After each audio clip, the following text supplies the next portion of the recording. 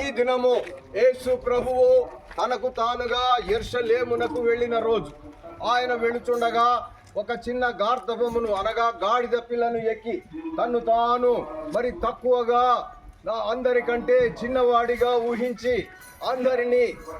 అందరికి సేవకుడుగా ఆయన గాడిద పిల్లను ఎక్కి యెరూషలేమును ప్రవేశించిన రోజు. కాబట్టి ఆయన వెళుచుండగా ఇదిగో మట్టలు పట్టుకొని అనేకులు వెంబడించారు.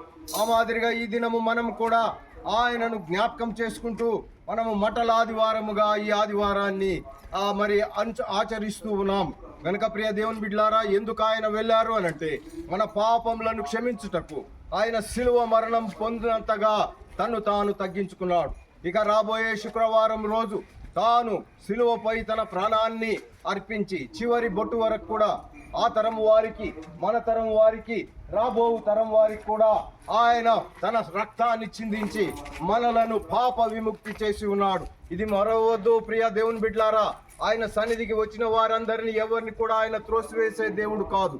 మంచి ఈవులనిచ్చి ఉన్నతంగా ఆయన పాపములను క్షమించి ఉన్నతంగా జీవింపజేస్తాడు. అట్టి కృప పొందుకొనవలసిందిగా ఈ యొక్క రక్తంలో మీరందరూ కూడా కడగబడి దేవుని ఆశీర్వాదాలు పొందుకోవలసిందిగా ప్రభు పేరట మిమ్మల్ని కోరుచున్నాను. బోలో యేసు మసీకి.